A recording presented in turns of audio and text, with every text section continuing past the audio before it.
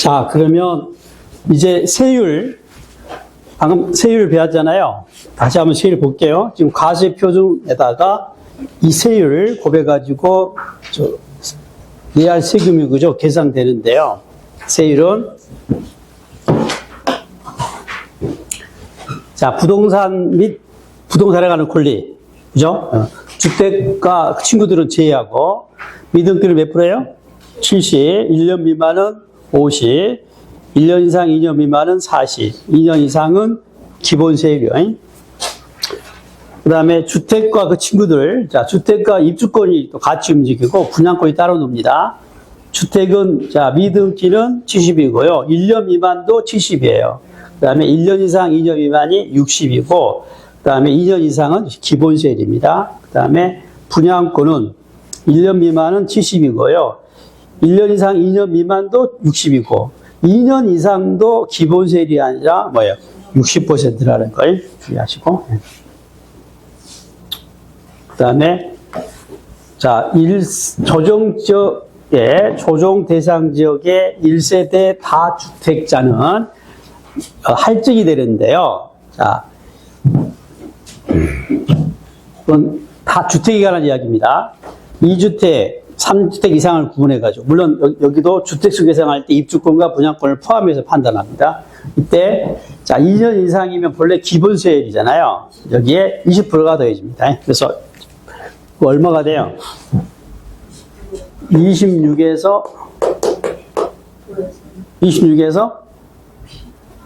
66이 된다, 이 말이에요. 그죠? 그 다음에 3주택 이상이면 30% 갈증되니까 36에서 75지. 75가 되는 거죠. 자, 그리고 2년 미만은 원래 뭐예요? 2년 미만의 경우는 1년 미만은 70%고, 그죠? 1년 이상은 60%잖아요. 그죠? 그 세율하고 방금 이 기본세율에 할증된 거 있죠? 그 둘 중에 뭐예요? 큰 걸로 적용하려고 했다는 거예요.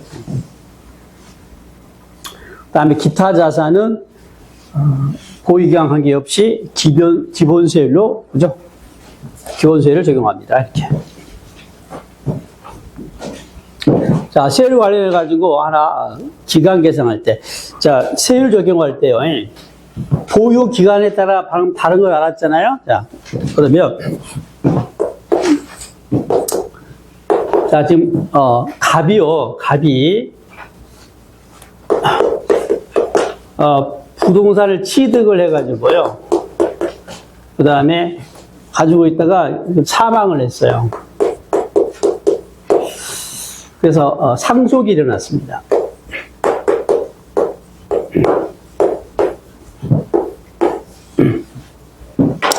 그리고 이제 이 을이 상속받았잖아요. 그래가지고 팔았어요. 그림 그려져요? 갑이 이 부동산을 취득하고 이따가 지금 사망했어요. 그리고 상속받은 을이 이 부동산을 팔았습니다. 그러면 이게 지금 양도시기죠?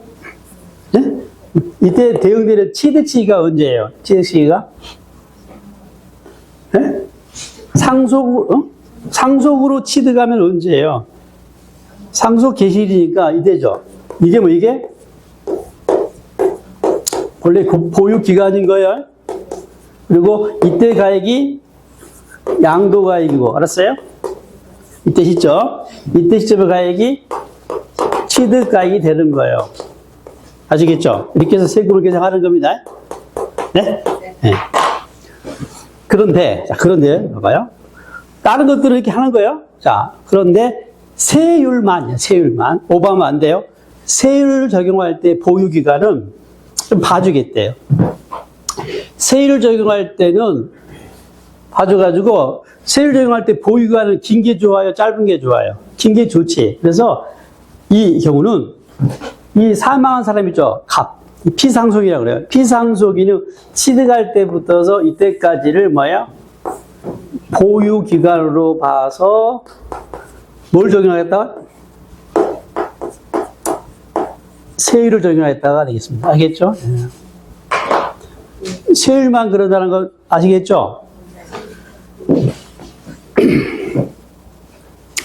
그래서 상속의 경우는 뭐예요? 일반의 경우는 취득일부터 양도일까지인데요. 상속으로, 그죠? 취득해서 양도할 때는 뭐예요? 피상속이 사망한 사람은 취득일부터 양도일까지로 보유기간을 계산하겠다가 되겠습니다. 장기 보유 특별공제는 예요. 이렇게 해야겠다. 이게 만약에 3년이고요. 이게 만약에 10년이라고 봅시다. 무슨 알겠죠? 여기까지 10년이고, 이건 3년이에요. 장기 보유 특별공제는 몇 년으로 보는 거예요? 3년이에요, 10년이에요?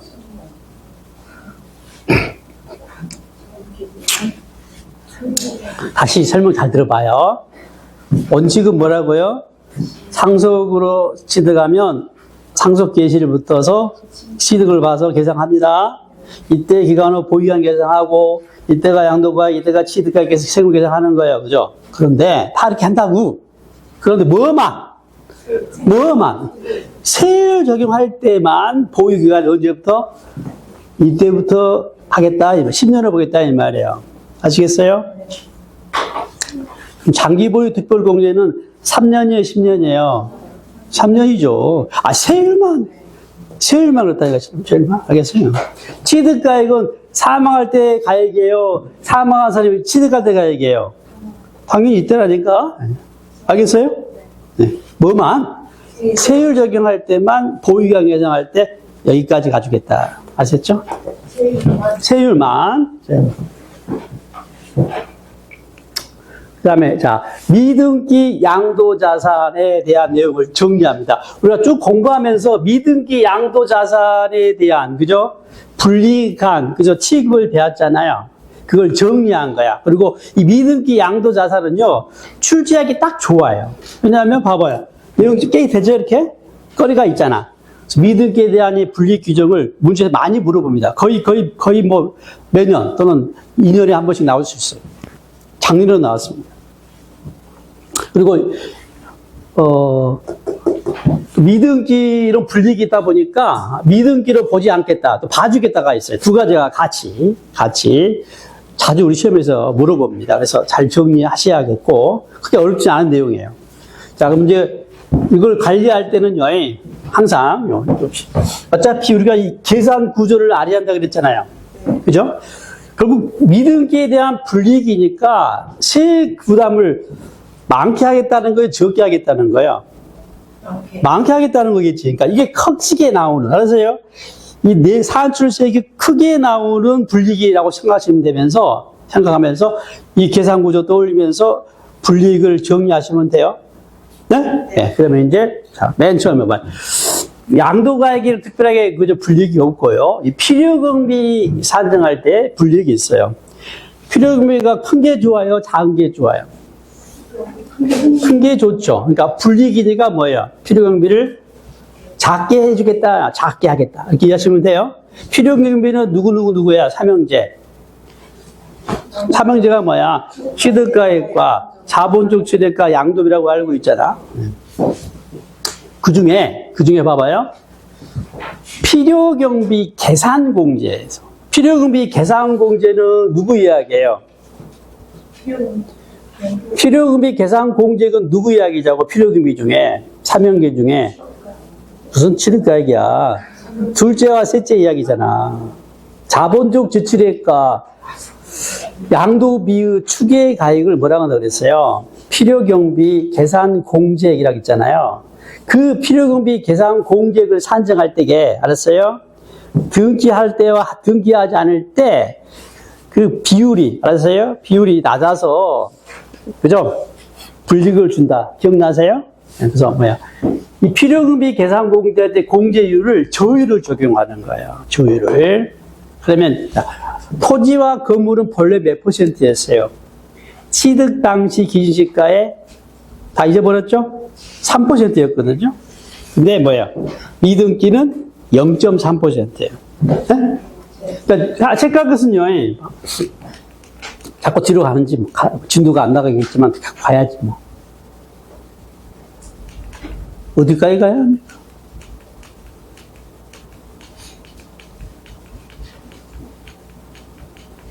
여기까지 가잖아요, 여기까지. 또, 필요금이 계산공제,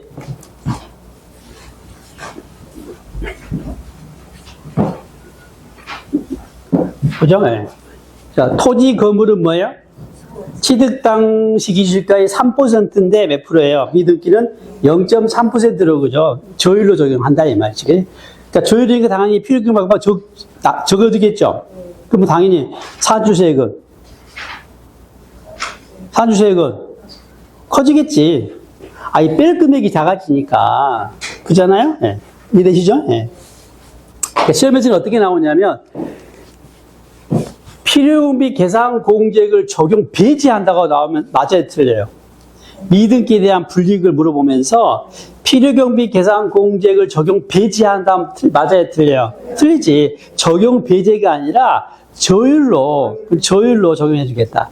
공제액을 적게 해주겠다는 것이지 적용을 배제한 것은 아니잖아요. 이게 시험이에요. 아시겠죠? 네. 나오면 좋겠죠? 네. 좋습니다. 나오길 기도하면 나옵니다.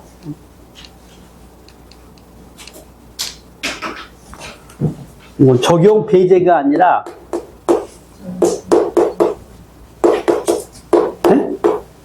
저율로, 그죠? 적용한다는 거. 그 다음에 쭉 내려와, 이제. 자, 장기 보유 특별 공제. 알고 있죠? 적용해준 경우, 안 해준 경우. 당연히 뭐야? 적용 안 하게 되면, 그죠? 공제가 안 되니까 세금이 커지겠죠? 그래서 장기 보유 특별 공제는 아예 공제를 하지 않습니다. 알았어요? 근데 이걸 또 장기 보유 특별 공제율을 저율로 적용한다면 안 되겠죠? 아예 적용 배제예요. 그 다음에 쭉 내려와서 뭐예요? 이제 양도소 기본공제 있죠? 역시 기본공제에도 적용 배제예요. 안 해줍니다. 그 다음에 자, 세율 관련해가지고 방금 전에 배웠죠? 미등기 양도는 세율이 얼마였어요? 고율로. 몇 퍼센트 했어요? 70% 고율로 세율이 적용됩니다. 했어요? 이게 고율이니까 세금이 커지겠죠? 네. 그 다음에 더 나가서 비과세라든가 감면을 적용해 주지 않아요. 비과세나 감면을 적용 배제합니다. 다음 중 미등기 양도 자산에 대한 불이익이 아닌 것을 해가지고 1, 2, 3, 4, 5, 6이 나와요. 답 몇 번이에요? 예? 답 몇 번이냐고? 다음 중 미등기 양도 자산에 대한 불이익이 아닌 것을 해가지고 1, 2, 3, 4, 5, 6이 나온다고 몇 번이냐고? 몇 번이에요? 1번? 뭔 소리야? 다음 중 미등기 양도 자산의 불이익이 아닌 것을 해가지고 1, 2, 3, 4, 5, 6이 나왔다니까? 몇 번이에요? 6번이지. 6번이잖아. 6번이죠, 6번? 6번 나온다고요? 6번 잡아, 6번 찾아요. 그러다 보니까 좀 가혹하잖아. 그래서 부득이야, 경우에. 미등기 양도는 취득할 때 등기 않고 파는 거 말합니다. 취득하면 등기하잖아요. 취득하지 않은 상태에서 양도한 경우를 말하는데요. 부득이하게 취득에 대한 등기가 불가능한 경우도 있겠고요. 그죠? 또 경우에 따라서는 좀 불쌍하니까 봐주기도 해야 한다는 것이죠. 그래서 이제 미등기 양도 제외자산이 있어요. 이 두 가지가 섞여 나올 수도 있습니다. 그래서 각각 나올 수도 있고, 그래서 딱 문제 만들기 좋은 주제입니다. 그래서 잘 정리하시고요. 크게 어렵지는 않으니까. 자, 다음의 경우는 봐주겠대요. 그러니까 미등기라 하더라도 방금 전에 그 미등기 불이익을 적용하지 않겠다는 거죠. 그래서 장기 할부 조건으로 취득하면서 그 계약 조건에 따라서 취득에 관한 등기가 불가능한 경우예요. 봐주겠다. 그러니까 장기 할부로 취득하면 대금을 다 주지 않았기 때문에 등기는 안 치겠지. 그 상태에서 파는 경우를 생각하면 될 텐데, 아무튼 장기 할부 조건으로 취득하는 과정에서 그 조건에 의해서 취득 등기가 불가능한 경우는 봐주겠대요. 자, 두 번째는 법률 규정이나 법원 결정에 따라서 등기가 불가능한 경우. 이때는 또 봐주겠대요. 예? 봐주겠다. 그 다음에 세 번째는요, 세 번째, 네 번째, 다섯 번째는 다 같이 비과세 감면 요건을 충족한 겁니다. 예? 원래 비과세나 감면을 해준 것은 뭐예요? 뭔가 봐주기 위한 거잖아. 불쌍하니까 등등 봐주고자 하는 건데, 미등기 했다 그래서 좀 비과세나 감면을 적용 못 받으면 안 되지 않냐.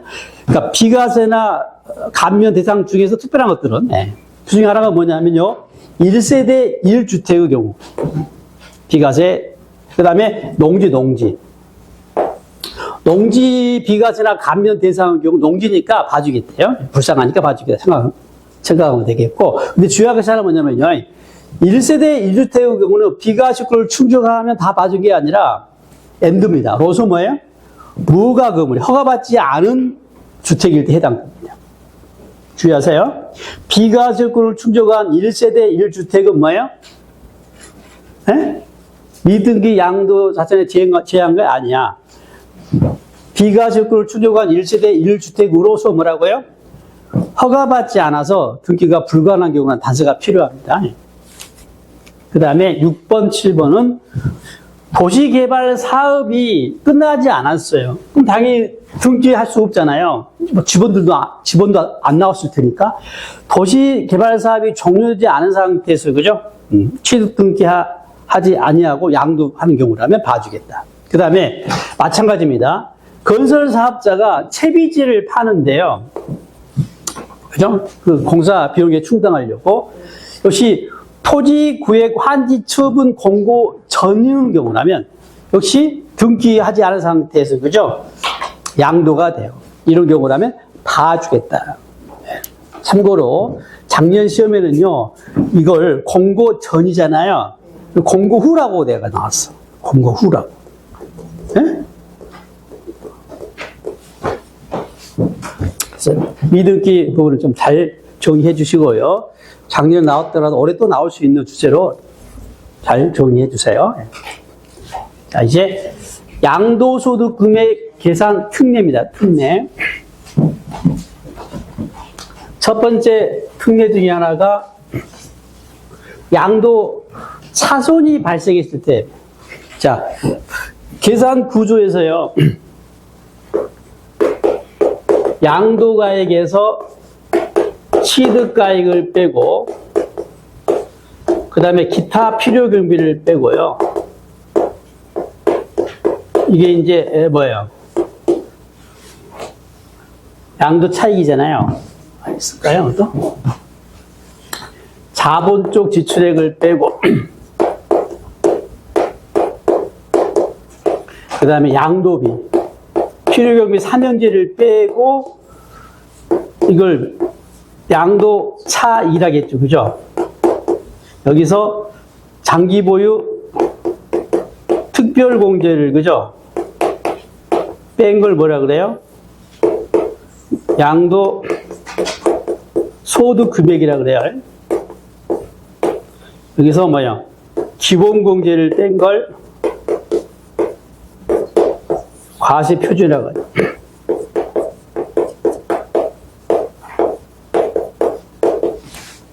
자, 이때 이 양도 차익은 이기잖아요. 그러니까 양도가액이 더 큰 거죠. 필요경비보다. 그 플러스일 때가 양도 차익이에요. 근데 이게 마이너스다, 마이너스.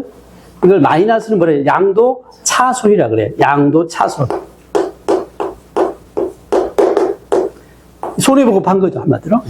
이런 경우는 마이너스면요. 다른 자산의 다른 자산에서 이 양도 차손을, 그죠? 퉁칠 수가 있냐, 상기할 수 있냐, 공제할 수 있냐인데요. 있다, 없다, 일단? 있어요, 없어요?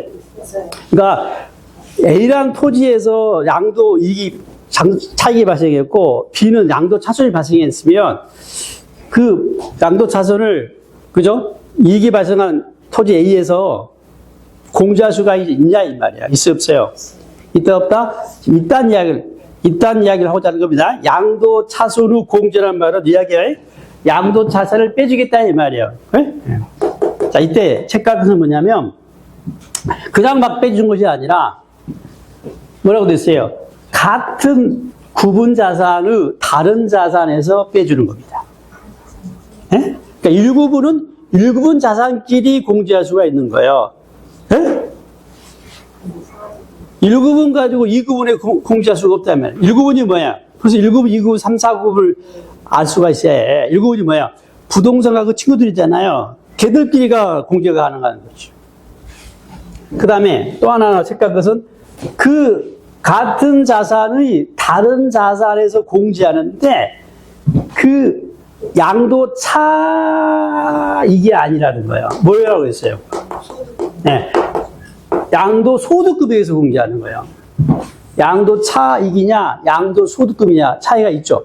그러니까 여기서 빼는 게 아니라 여기서 빼는 게 아니라 여기서 빼게 돼. 네? 주의하세요 이거. 네.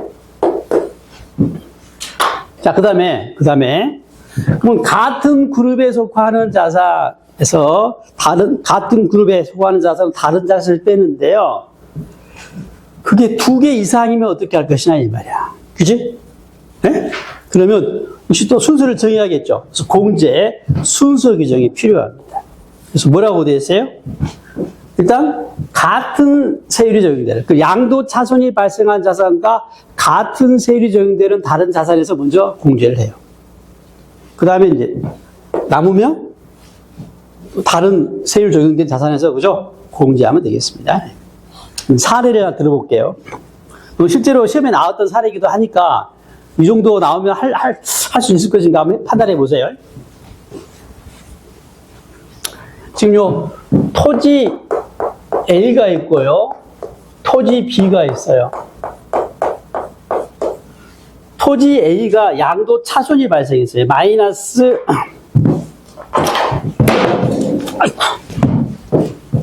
100원이 발생했어요. 양도 차손인지 아시겠죠?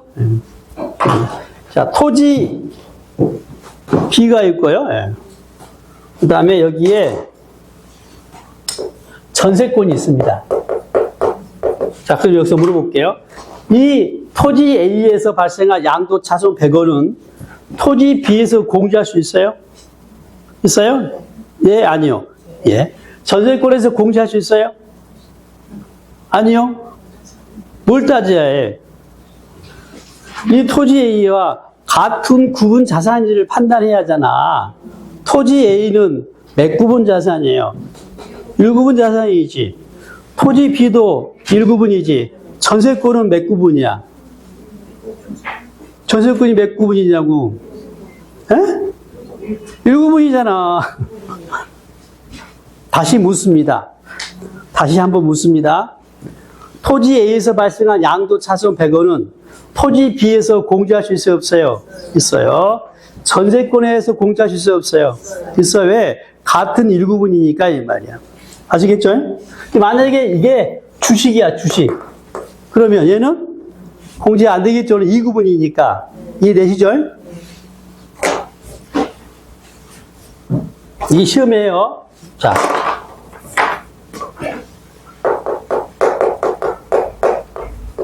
자, 그러면 공제를 하는데 문제는요. 토지 A, 그죠? 전세권, 이제 토지 C라고 합시다. 건물이야, 건물 합시다. 자. 공제가 가능할 텐데, 뭐부터 할 것이냐, 뭐부터 할 것이냐. 아시겠죠? 그래서, 자, 뭐라고 했어요? 2개 이상이면 양도 차손이 발생한 자산과 같은 세율이 적용되는 것부터 해라겠지. 그러면 해볼게요. 자, 이 토지 A가요, 적용된 세율이 누진 세율이에요. 네? 그리고 토지 B도 누진 세율이에요. 근데 이 건물은, 만약에 건물은 40%야. 라고 하면, 어디서부터 해야겠어요? 같은 세율이 적용된 토지 B부터 해야겠죠. 그 다음에 남은 게 있으면 건물에서 할 수가 있겠죠. 이런 이야기입니다. 금액 한번 들어볼까요? 이때 이 토지 양도 차익에서 공제하는 게 아니라 소득금액에서 공제. 만약에 이게 500원이고 이게 300원이라고 해봅시다. 그러면 어떻게 하겠다는 거예요? 이 100원을 어서요? 여기서 먼저 100원을 빼주는 거예요. 이렇게. 그럼 이제 얼마가 돼요? 소득금액이? B는 400원이 되겠죠. 그죠? 이야기고요. 만약에 이 토지 B가요, 토지 B가 이 소득 금액이 만약에 50원밖에 없어. 그러면 여기서는 얼마밖에 못 빼요? 50원밖에 못 빼겠죠? 100원 중에. 나머지는요. 다시 여기서 얼마야? 50원도 빼면 되겠죠, 이렇게. 알겠죠? 이야기예요. 같은 세율에 적용돼 받은 자산에서 먼저 공제하고. 알았어요? 소득 금액에서 공제하는 겁니다. 그 다음 뭐예요? 다른 세율이 적용되는 양도소득 금액에서 그죠? 공제할 수가 있다가 되겠습니다. 됐죠? 네. 숫자만 집어넣으면 이제 계산도 할 수 있겠죠? 네? 지금은 할 수 있을 것 같잖아. 숫자 집어넣으면 할 수 있잖아, 이거. 이게 계산 문제예요. 자, 그 다음에 부담부 증여는 이미 설명했던 내용이죠.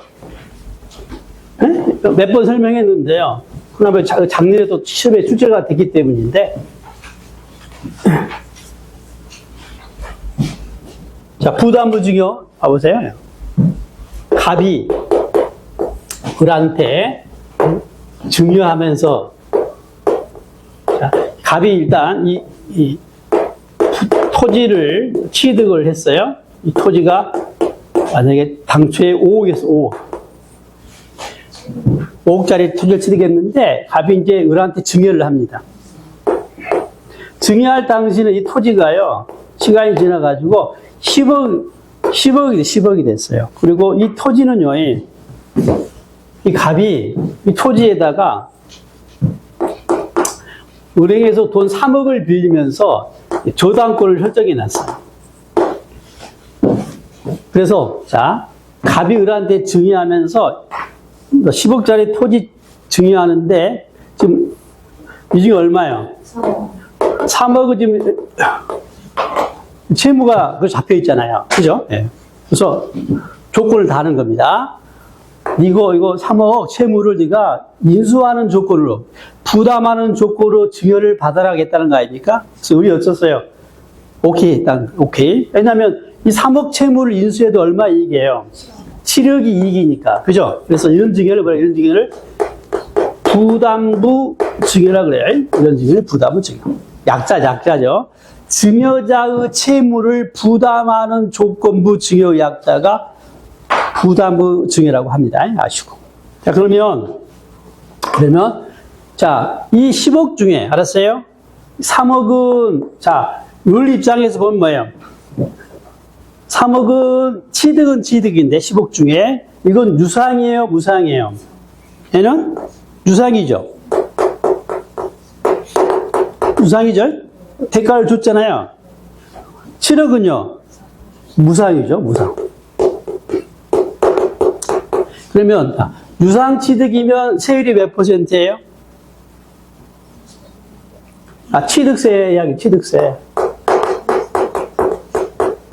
유상 취득이면 취득세가 몇 %야? 2.8이라고? 4%. 돈 주고 상관은 다를 거 없잖아요. 4%예요, 4%. 무상으로 취득하면 몇 %예요? 3.5. 예. 증여받기를 사모하죠. 사모예요, 사모. 많이 나왔으니까 좀 이야기해 볼게요. 그럼, 자, 이거 유상 취득했을 때, 자, 신고 납부해야 하잖아요. 응? 취득세. 언제까지 신고 납부합니까? 당연히 취득일부터 뭐예요? 유상은 취득일부터 얼마? 60일 이내에 신고 납부하죠. 자, 이 무상 취득은 증여받은 거잖아요. 몇 개월이에요? 3개월 이내죠. 정확히 말하면 그 취득일이 속하는 말일로부터 3개월이거든요. 그죠? 이렇게 돼야 해요. 자, 그런데 이게 바뀝니다. 최근에. 유사하긴 하지만 부담부 증여인 이 경우는요. 똑같이 뭘로요? 이렇게 가겠다는 거예요. 아시겠어요? 네. 어차피 이거 구분해가지고 각각 신고 납부하지 말고 어차피 증여세 낼 때 어쩌요? 같이 이 부분도 포함해가지고 신고 납부이라는 겁니다. 그래서 이게 여기 있다가 무상과 같이, 그죠? 3개월로, 그죠? 바뀝니다, 이거. 여러분, 그 신고납부 기한 규정을 보면 가로 안에 뭐라고 되어 있어요? 증여에서 부담부 증여 포함이라고 되어 있어요. 취득시에 가로 열고 뭐라고 되어 있다고요? 부담부 증여 포함이라고 되어 있죠. 이때 부담부 증여 포함은 3억을 말해요? 7억을 말해요? 3억을 말하는 거예요. 7억은 당연한 거고, 이 말이야. 7억은 무상이니까 당연한 거야. 말 것도 없어. 근데 뭐 또? 이 유상 있잖아. 3억도 유상이지만 뭐야? 증여에 포함해가지고 3개월 이내에 신고납부이라는 이야기를 하고자 합니다. 그래서 증여 가로 안에 부담부 증여 포함이란 말은 이 3억을 이야기한다 하시면 돼요. 이쪽 이야기 됐어요? 자, 지금 취득세 이야기였고, 지금 갑 입장에서 보는 거예요, 지금. 갑 입장에서 보게 되면 뭐예요? 지금요, 얼마? 10억 중에 얼마는? 3억은 뭐야? 유상이고, 7억은 무상이잖아요. 그잖아요? 다시 말하면, 이 3억은 유상이란 말은 뭐 이건? 양도란 이야기고요. 이 무상이란 말은 증여란 이야기예요. 아시겠죠? 그래서 이 토지 10억 중에서 3억 상당한 토지를 뭘 본다고요? 양도로 봐요. 그래서 양도세 문제가 나와요. 네? 갑 입장에서는 얼마? 토지 10억 중에서 3억 상당한 토지는 뭐예요? 양도로 보는 거예요. 그래서 여기서요, 갑 입장에서는요, 양도세 문제가 나오고, 양도가 이게 얼마가 돼요? 3억이 되는 겁니다. 알았어요? 자, 여기에 대응되는 이제 취득가액을 계산해야 합니다. 네? 지금 당초에 얼마 주고 취득했어요? 5억 주고 취득했으니까 그냥 5억 하면 돼요, 안 돼요? 안 되겠죠, 그죠? 왜냐면, 아니, 10억 중에 3억이 뭐야? 양도니까. 알았어요? 이 5억에서도 뭐야? 이 비율만큼만 취득으로 답해야겠죠. 그래서 5억에다가 뭐야? 10억분의 3억. 그 양도 비율을 곱해야. 그래서 얼마가 되는 거예요? 네? 1.5억이다. 이야기를 하고자 하는 거야. 알겠어요? 이걸 식으로 표현한 게 이 특례라고 하는 겁니다. 예. 자, 증여 취득가액이 얼마예요? 증여자산 취득가액이 얼마냐고. 증여자산의 취득가액이 얼마냐고. 5억을. 증여자산 가액이 얼마예요? 10억이죠? 증여 당시 자산 가액 10억을 말합니다. 채무액이 얼마예요? 3억이지. 그렇잖아요. 이식 그대로잖아요.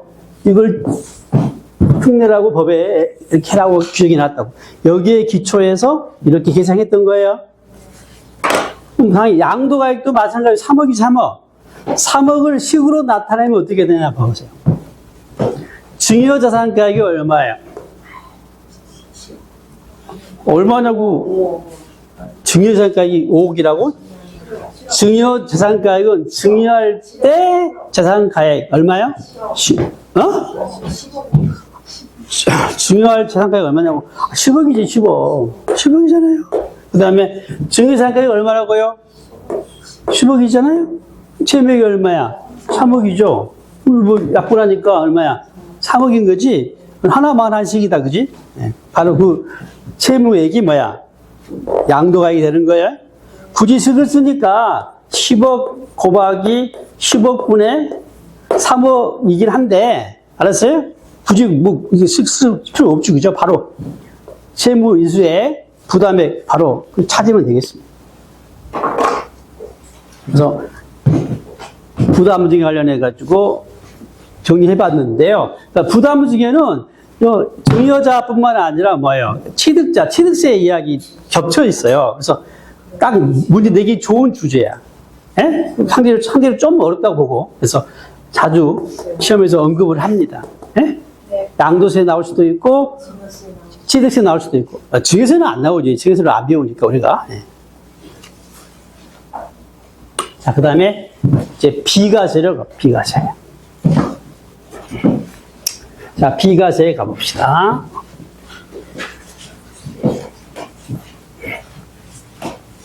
일단 비과세는 종류가 다섯 가지가 있습니다. 비과세 5가지 종류 아시고요.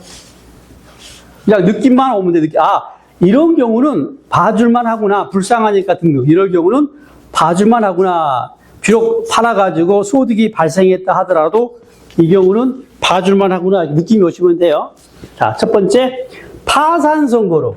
파산하는 마당에. 그죠? 자, 그러면 이제 세율. 방금 세율 배웠잖아요. 다시 한번 세율 볼게요. 지금 과세표준에다가 이 세율 곱해가지고 내할 세금이 그죠? 계산되는데요. 세율은 자, 부동산 및 부동산에 관한 권리. 그죠? 주택가 친구들은 제외하고 미등기는 몇 프로예요?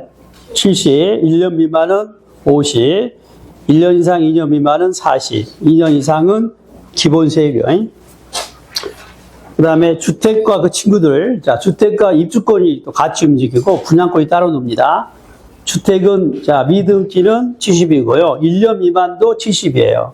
그 다음에 1년 이상 2년 미만이 60이고, 그 다음에 2년 이상은 기본세율입니다. 그 다음에 분양권은 1년 미만은 70이고요. 1년 이상 2년 미만도 60이고, 2년 이상도 기본세율이 아니라 뭐예요? 60%라는 걸 주의하시고. 그 다음에, 자, 조정 대상 지역의 1세대 다주택자는 할증이 되는데요. 자,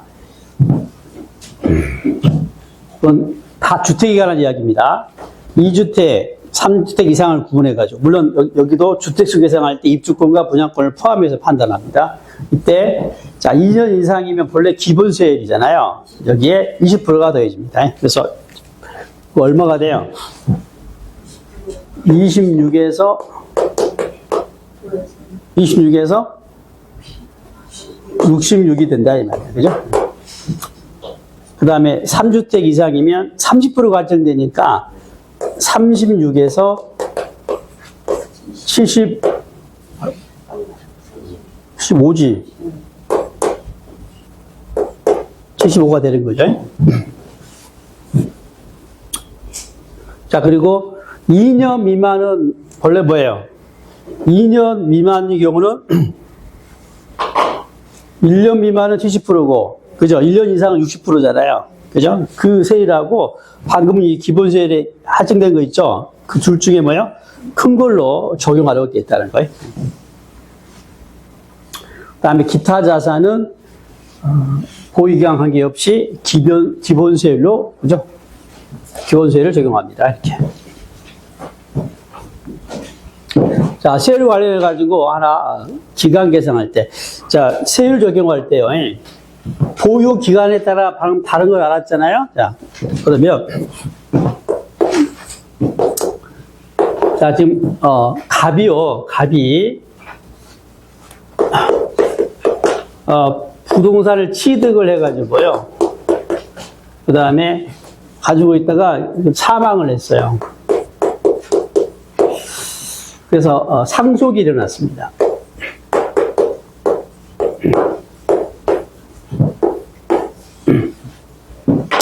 그리고 이제 이 을이 상속받았잖아요. 그래가지고 팔았어요. 그림 그려져요? 갑이 이 부동산을 취득하고 이따가 좀 사망했어요. 그리고 을이 상속받은 을이 이 부동산을 팔았습니다. 그러면 이게 지금 양도시기죠? 네? 이때 대응되는 취득 시기가 언제예요? 취득 시기가? 네? 상속으로 취득하면 언제예요? 상속 개시일이니까 이때죠. 이게 뭐 이게? 원래 보유 기간인 거예요. 그리고 이때 가액이 양도 가액이고, 알았어요? 이때 시점. 이때 시점의 가액이 취득 가액이 되는 거예요. 아시겠죠? 이렇게 해서 세금을 계산하는 겁니다. 네? 네. 그런데, 봐봐요. 다른 것들은 이렇게 하는 거예요. 자, 그런데 세율만. 오버하면 안 돼요. 세율을 적용할 때 보유기간은 좀 봐주겠대요. 세율을 적용할 때는 봐줘가지고 세율 적용할 때 보유기간은 긴 게 좋아요? 짧은 게 좋아요? 긴 게 좋지. 그래서 이 경우는 이 사망한 사람 있죠?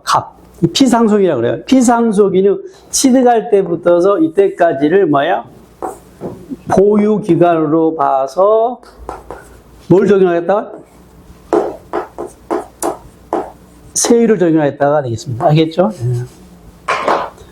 세율만 그런다는 거 아시겠죠? 그래서 상속의 경우는 뭐예요? 일반의 경우는 취득일부터 양도일까지인데요. 상속으로 그죠? 취득해서 양도할 때는 뭐예요? 피상속이 사망한 사람은 취득일부터 양도일까지로 보유기간을 계산하겠다가 되겠습니다. 장기 보유 특별공제는 예요. 이렇게 해야겠다. 이게 만약에 3년이고요. 이게 만약에 10년이라고 해봅시다. 무슨 알겠죠? 여기까지 10년이고, 이건 3년이에요. 장기 보유 특별공제는 몇 년으로 보는 거예요? 3년이에요, 10년이에요?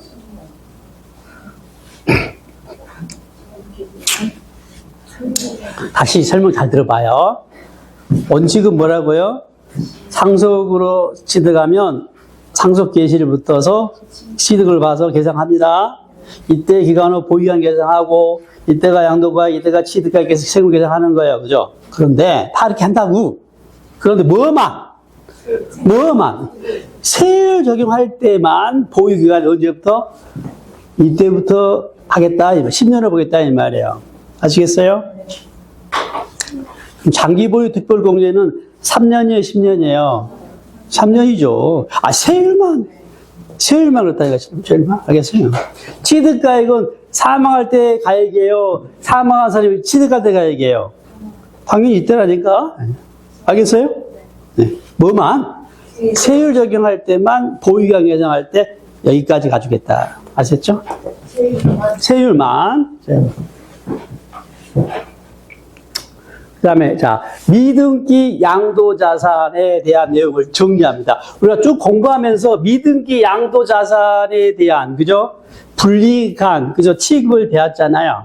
그걸 정리한 거야. 그리고 이 미등기 양도자산은요, 출제하기 딱 좋아요. 왜냐하면 봐봐요. 내용 꽤 되죠? 이렇게? 거리가 있잖아. 미등기에 대한 이 분리 규정을 문제에서 많이 물어봅니다. 거의 뭐 매년 또는 2년에 한 번씩 나올 수 있어요. 작년에도 나왔습니다. 그리고 미등기로 분리기 있다 보니까 미등기로 보지 않겠다, 또 봐주겠다가 있어요. 두 가지가 같이 자주 우리 시험에서 물어봅니다. 그래서 잘 정리하셔야겠고 크게 어렵지 않은 내용이에요. 자, 그럼 이제 이걸 관리할 때는요, 항상 어차피 우리가 이 계산 구조를 알아야 한다 그랬잖아요. 그죠? 결국 미등기에 대한 불이익이니까 세액 부담을 많게 하겠다는 거예요, 적게 하겠다는 거예요? 많게 하겠다는 거겠지. 그러니까 이게 크게 나오는, 알았어요? 이 산출세액이 크게 나오는 불이익이라고 생각하면서 이 계산 구조 떠올리면서 불이익을 정리하시면 돼요. 네? 네. 그러면 이제 맨 처음에 봐요. 양도가액에는 특별하게 그저 불이익이 없고요. 이 필요금비 산정할 때 불이익이 있어요. 필요금비가 큰 게 좋아요, 작은 게 좋아요? 큰 게 좋죠. 그러니까 불이익이니까 뭐예요? 필요금비를 작게 해주겠다, 작게 하겠다. 이렇게 이해하시면 돼요. 필요금비는 누구야? 삼형제.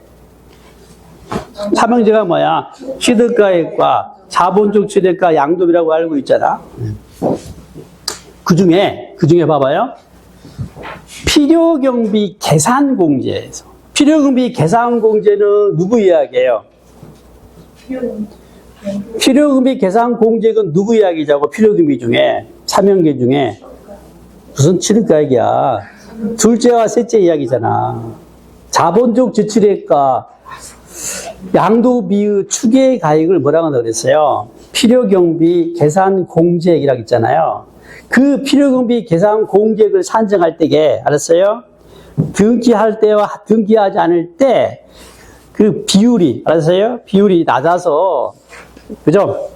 불이익을 준다. 기억나세요? 그래서 이 필요금비 계산 공제할 때 공제율을 저율을 적용하는 거예요. 저율을. 그러면, 토지와 건물은 본래 몇 %였어요? 취득 당시 기준시가에 다 잊어버렸죠? 3%였거든요. 근데 미등기는 0.3%예요. 네?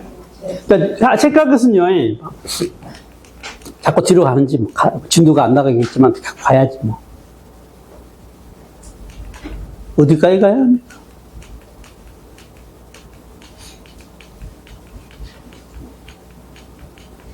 여기까지 가잖아요, 여기까지. 또, 필요금비 계산공제,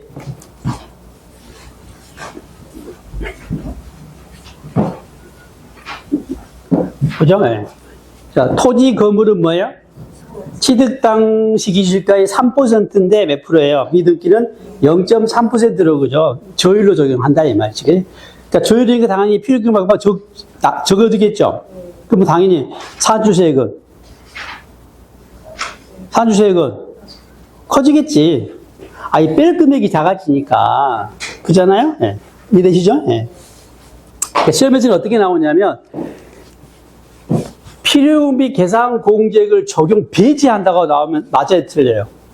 미등기에 대한 불이익을 물어보면서 필요경비 계산 공제액을 적용 배제한다면 맞아요, 틀려요? 틀리지. 적용 배제가 아니라 저율로 적용해 주겠다. 공제액을 적게 해주겠다는 것이지 적용을 배제한 것은 아니잖아요. 이게 시험이에요. 아시겠죠? 네. 나오면 좋겠죠? 네. 좋습니다. 나오길 기도하면 나옵니다.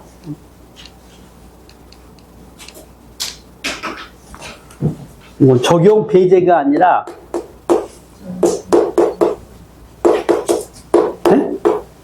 저율로, 그죠? 적용한다는 거.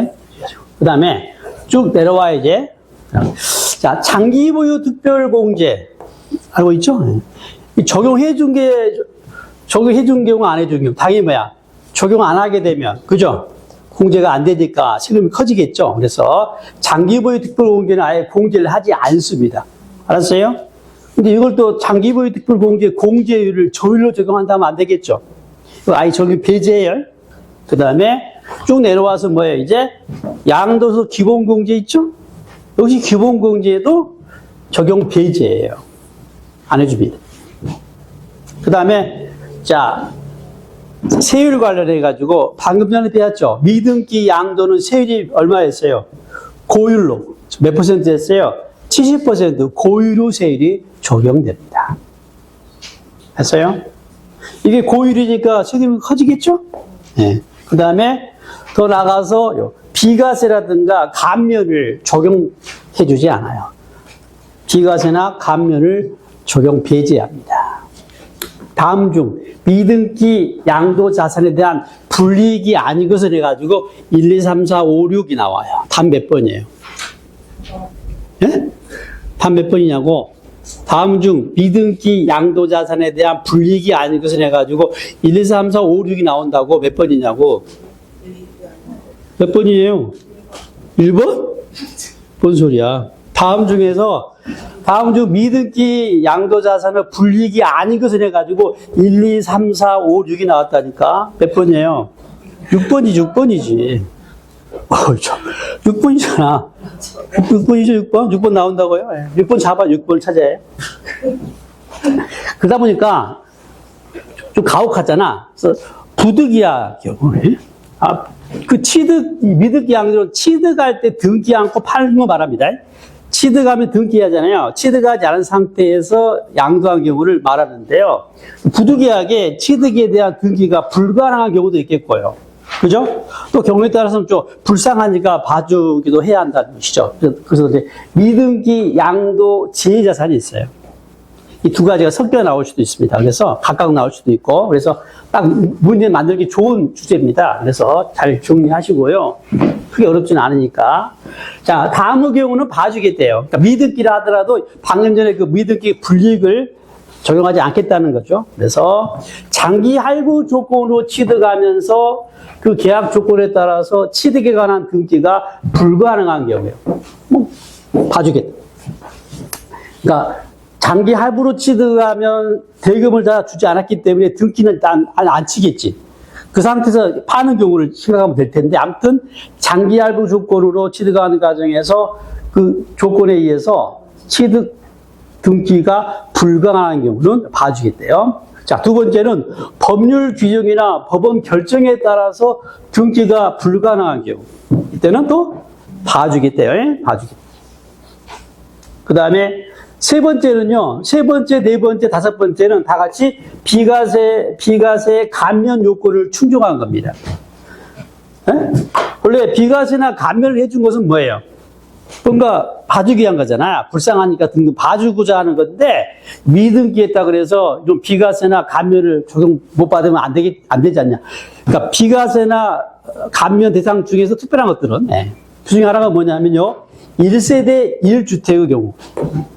비과세, 그 다음에 농지. 농지 비과세나 감면 대상의 경우 농지니까 봐주겠대요. 불쌍하니까 봐주겠다 생각하면 되겠고. 근데 주요한 것이 하나 뭐냐면요. 1세대 1주택의 경우는 비과세권을 충족하면 다 봐준 게 아니라 엔드입니다. 로서 뭐예요? 무허가 건물, 허가받지 않은 주택일 때 해당됩니다. 주의하세요. 비과세권을 충족한 1세대 1주택은 뭐예요? 에? 미등기 양도 자산에 제한 거 아니야. 비과세권을 충족한 1세대 1주택으로서 뭐라고요? 허가받지 않아서 등기가 불가능한 경우는 단서가 필요합니다.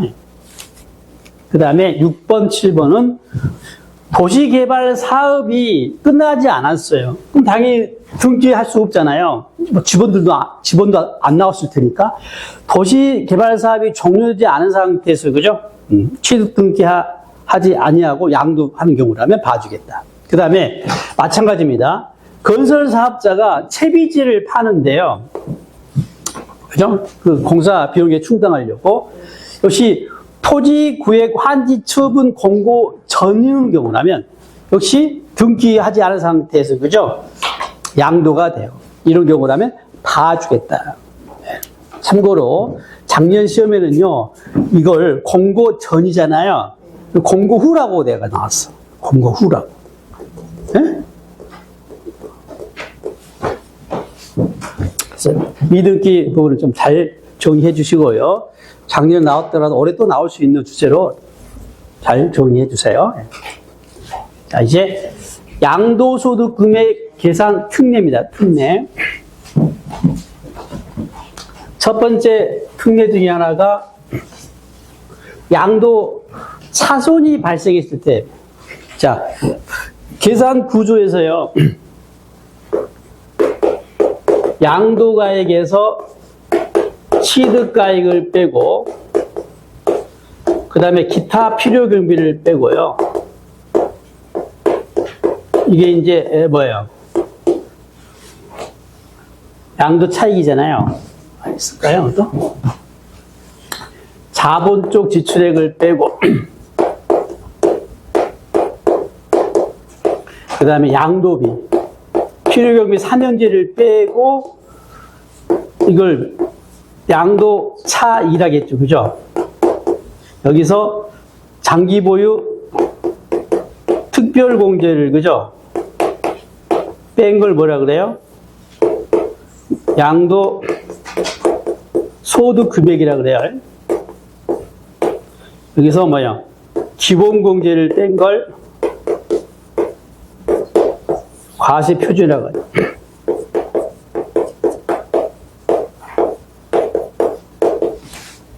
자, 이때 이 양도 차익은 이기잖아요. 그러니까 양도가액이 더 큰 거죠. 필요경비보다. 그 플러스일 때가 양도 차익이에요. 근데 이게 마이너스다, 마이너스.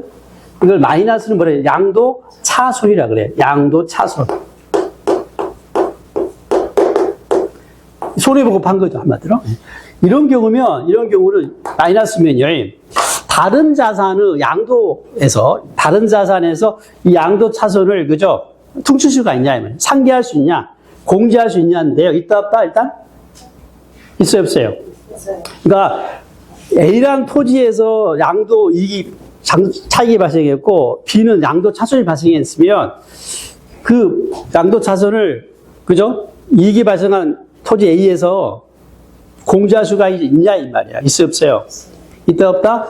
이딴 이야기를 하고자 하는 겁니다. 양도 차손 후 공제란 말은 이야기할 양도 자산을 빼주겠다 이 말이에요. 네? 자, 이때 책각은 뭐냐면 그냥 막 빼주는 것이 아니라 뭐라고 됐어요? 같은 구분 자산의 다른 자산에서 빼주는 겁니다. 네? 그러니까 일부분 자산끼리 공제할 수가 있는 거예요. 네? 1구분 가지고 2구분에 공제할 수가 없다면 1구분이 뭐야? 그래서 1구분, 2구분, 3, 4구분을 알 수가 있어야 해. 1구분이 뭐야? 부동산과 그 친구들이잖아요. 걔들끼리가 공제가 가능한 거죠. 그 다음에 또 하나 생각한 것은 그 같은 자산의 다른 자산에서 공제하는데 그 양도 차익이 아니라는 거예요. 뭐라고 했어요? 네. 양도 소득급에서 공제하는 거예요. 양도 차익이냐, 양도 소득급이냐 차이가 있죠. 그러니까 여기서 빼는 게 아니라 여기서 빼는 게 아니라 여기서 빼게 돼. 네? 주의하세요 이거. 네. 자, 그다음에 그럼 같은 그룹에 속하는 자산에서 같은 그룹에 속하는 자산은 다른 자산을 빼는데요. 그게 2개 이상이면 어떻게 할 것이냐 이 말이야. 그지? 네? 그러면 역시 또 순서를 정해야겠죠. 그래서 공제 순서 규정이 필요합니다. 그래서 뭐라고 되어 있어요?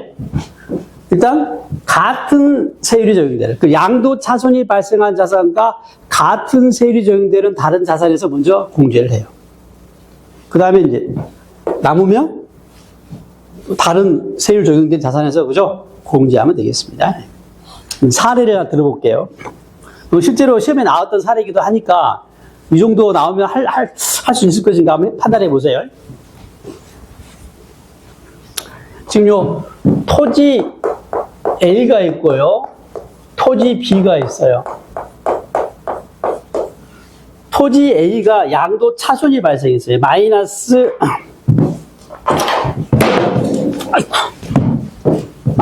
100원이 발생했어요. 양도 차손인지 아시겠죠? 자, 토지 B가 있고요. 그 다음에 여기에 전세권이 있습니다. 자, 그럼 여기서 물어볼게요.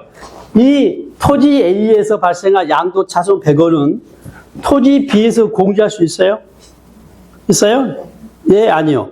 예. 전세권에서 공제할 수 있어요? 아니요. 뭘 따져야 해? 이 토지 A와 같은 구분 자산인지를 판단해야 하잖아. 토지 A는 몇 구분 자산이에요? 1구분 자산이지. 토지 B도 1구분이지. 전세권은 몇 구분이야? 전세권이 몇 구분이냐고. 에? 1구분이잖아. 다시 묻습니다. 다시 한번 묻습니다. 토지 A에서 발생한 양도 차손 100원은 토지 B에서 공제할 수 있어요? 없어요? 있어요. 전세권에서 공제할 수 있어요? 없어요? 있어요. 왜? 같은 1구분이니까 이 말이야. 아시겠죠? 만약에 이게 주식이야, 주식. 그러면 얘는 공제 안 되겠죠? 2구분이니까. 이해되시죠? 이게 시험이에요. 자.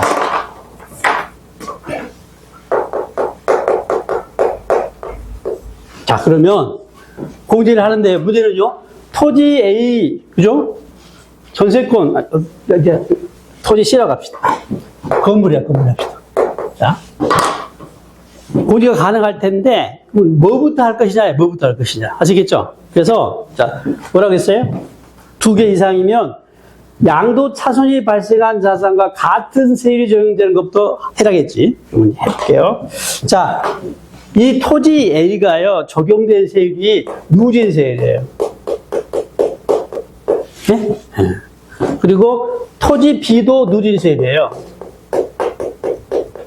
근데 이 건물은, 만약에 건물은 40%야. 라고 하면 어디서부터 해야겠어요? 같은 세율에 적용된 토지 B부터 해야겠죠. 그 다음에 남은 게 있으면 건물에서 할 수가 있겠죠. 이런 이야기입니다. 금액 한번 넣어볼까요? 이때 이 토지 양도 차익에서 공제하는 게 아니라 소득 금액에서 공제. 만약에 이게 500원이고 이게 300원이라고 해봅시다. 그러면 어떻게 하겠다는 거예요? 이 100원을 보세요. 여기서 먼저 100원을 빼주는 거예요. 이렇게. 그럼 이제 얼마가 돼요? 소득 금액이? B는 400원이 되겠죠. 그죠? 이야기고요. 만약에 이 토지 B가요. 토지 B가 이 소득 금액이 만약에 50원밖에 없어. 그러면 여기서는 얼마밖에 못 빼요? 50원밖에 못 빼겠죠. 100원 중에. 나머지는요. 다시 여기서 얼마야? 50원 또 빼면 되겠죠. 이렇게. 알겠죠? 이야기예요. 같은 세율에 적용돼 받은 자산에서 먼저 공제하고. 알았어요? 소득 금액에서 공제하는 겁니다. 그 다음 뭐예요? 다른 세율이 적용되는 양도소득 금액에서 그죠? 공제할 수가 있다가 되겠습니다. 됐죠? 네. 숫자만 집어넣으면 이제 계산도 할 수 있겠죠? 네? 지금은 할 수 있을 것 같잖아. 숫자 집어넣으면 할 수 있잖아, 이거. 이게 계산 문제예요. 자, 그 다음에 부담부 중에는 이미 설명했던 내용이죠. 몇 번 설명했는데요. 그다음에 작년에 또 시험에 출제가 됐기 때문인데. 자, 부담부 중요 봐보세요. 갑이 을한테 증여하면서, 자, 갑이 일단 이 토지를 취득을 했어요. 이 토지가 만약에 당초에 5억이었어, 5억짜리 토지를 취득했는데, 갑이 이제 을한테 증여를 합니다. 증여할 당시는 이 토지가요, 시간이 지나가지고 10억이 됐어요. 그리고 이 토지는요, 이 갑이 이 토지에다가 은행에서 돈 3억을 빌리면서 저당권을 설정해 놨어요. 그래서, 자, 갑이 을한테 증여하면서 10억짜리 토지 증여하는데, 지금, 이 중에 얼마예요? 3억은 지금, 채무가 그 잡혀 있잖아요. 그죠? 네. 그래서 조건을 다는 겁니다. 이거 3억 채무를 네가 인수하는 조건으로, 부담하는 조건으로 증여를 받아라겠다는 거 아닙니까? 그래서 우리 어쩌어요? 오케이, 일단, 오케이. 왜냐면 이 3억 채무를 인수해도 얼마 이익이에요? 7억이 이익이니까. 그죠? 그래서 이런 증여를 뭐라, 이런 증여를 부담부 증여라 그래요. 이런 증여를 부담부 증여. 약자죠. 증여자의 채무를 부담하는 조건부 증여 약자가 부담부 증여라고 합니다. 아시고. 자, 그러면, 자, 이 10억 중에, 알았어요? 3억은, 자, 을 입장에서 보면 뭐예요? 3억은 취득인데, 10억 중에. 이건 유상이에요, 무상이에요? 얘는 유상이죠. 유상이죠? 대가를 줬잖아요. 7억은요, 무상이죠, 무상. 그러면, 유상 취득이면 세율이 몇 %예요? 취득세 이야기, 취득세. 유상 취득이면 취득세가 몇 %야? 2.8이라고? 4%. 돈 주고 상가나 다를 거 없잖아요. 4%예요, 4%. 무상으로 취득하면 몇 %예요? 3.5. 예. 증여받기를 사모하죠. 사모요, 사모. 많이 나왔으니까 좀 이야기해 볼게요. 그럼 자, 이거 유상 취득했을 때, 자, 신고 납부해야 하잖아요. 응? 취득세. 언제까지 신고 납부합니까? 당연히 취득일부터 뭐예요? 유상은 취득일부터 얼마? 60일 이내에 신고 납부하죠. 자, 이 무상 취득은 증여받은 거잖아요. 몇 개월이에요? 3개월 이내죠. 정확히 말하면 그 취득일이 속하는 달은 말일로부터 3개월이거든요. 그죠? 이렇게 돼야 해요. 자, 그런데, 이게 바뀝니다. 최근에. 유사한 기긴 하지만, 부담부 증여인 이 경우는요, 똑같이 뭘로요? 이렇게 가겠다는 거예요. 아시겠어요? 네. 어차피 이거 구분해가지고, 각각 신고 납부하지 말고, 어차피 증여세 낼 때 어째요? 같이 이 부분도 포함해가지고 신고 납부이라는 겁니다. 그래서 이게 여기 있다가 무상과 같이, 그죠? 3개월로, 그죠? 바뀝니다, 이거.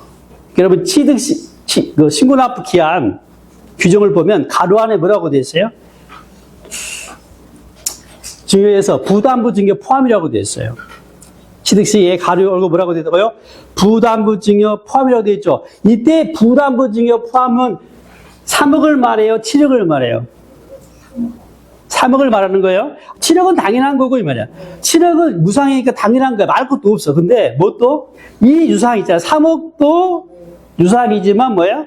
증여에 포함해가지고 3개월 이내에 신고 납부이라는 이야기를 하고자 합니다. 그래서 증여 가로 안에 부담부 증여 포함이란 말은 이 3억을 이야기한다. 아시면 돼요. 이쪽 이야기 됐어요? 자, 지금 취득세 이야기였고, 지금 갑 입장에서 보는 거예요, 지금. 갑 입장에서 보게 되면 뭐예요? 지금요, 얼마? 10억 중에 얼마는? 3억은 뭐야? 유상이고, 7억은 무상이잖아요. 그잖아요? 다시 말하면, 이 3억은 유상이란 말은 뭐 이건? 양도란 이야기고요. 이 무상이란 말은 증여란 이야기예요. 아시겠죠? 그래서 이 토지 10억 중에서 3억 상당한 토지를 뭘 본다고요? 양도로 봐요. 그래서 양도세 문제가 나와요. 네? 갑 입장에서는 얼마?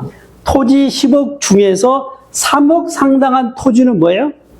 양도로 보는 거예요. 그래서 여기서요, 갑 입장에서는요, 양도세 문제가 나오고, 그래서 양도가액이 얼마가 돼요? 3억이 되는 겁니다. 알았어요? 자, 여기에 대응되는 이제 취득가액을 계산해야 합니다. 네? 지금 당초에 얼마 주고 취득했어요? 5억 주고 취득했으니까 그냥 5억 하면 돼요, 안 돼요? 안 되겠죠, 그죠? 왜냐면, 아니, 10억 중에 3억이 뭐야? 양도니까. 알았어요? 이 5억에서도 뭐야? 이 비율만큼만 취득으로 답해야겠죠. 그래서 5억에다가 뭐야? 10억 분의 3억. 그 양도 비율을 곱해야. 그래서 얼마가 되는 거야? 1.5억이다. 이야기를 하고자 하는 거야. 알겠어요? 이걸 식으로 표현한 게 이 특례라고 하는 겁니다. 자, 증여 취득가액이 얼마예요? 증여자산 취득가액이 얼마냐고. 증여자산의 취득가액이 얼마냐고. 5억을. 증여자산 가액이 얼마예요? 10억이죠? 증여 당시 자산 가액 10억을 말합니다. 채무액이 얼마예요? 3억이지. 그렇잖아요. 이식 그대로잖아요. 이걸 특례라고 법에 이렇게 하라고 규정이 났다고. 여기에 기초해서 이렇게 계산했던 거예요. 그럼 양도가액도 마찬가지로 3억이 3억. 3억을 식으로 나타내면 어떻게 되냐 보세요. 증여자산가액이 얼마예요? 얼마냐고. 증여자산가액이 5억이라고? 증여자산가액은 증여할 때 자산가액 얼마요? 증여할 자산가액 얼마냐고. 10억이지 10억. 10억이잖아요. 그 다음에 증여자산가액 얼마라고요? 10억이잖아요. 채무액이 얼마야? 3억이죠. 뭐 약분하니까 얼마야? 3억인 거지. 하나만 한식이다, 그지? 네. 바로 그 채무액이 뭐야? 양도가액이 되는 거야. 굳이 식을 쓰니까 10억 곱하기 10억 분의 3억이긴 한데, 알았어요? 굳이 뭐 이게 쓸 필요 없지, 그죠? 바로 채무 인수의 부담액 바로 찾으면 되겠습니다. 그래서 부담증에 관련해 가지고 정리해 봤는데요. 그러니까 부담증에는 증여자뿐만 아니라 뭐예요? 취득자, 취득세 이야기 겹쳐 있어요. 그래서 딱 문제 내기 좋은 주제야. 예? 상대로 좀 어렵다고 보고. 그래서 자주 시험에서 언급을 합니다. 예?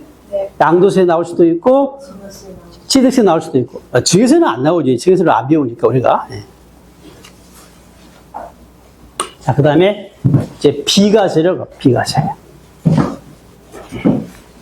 자, 비과세에 가봅시다.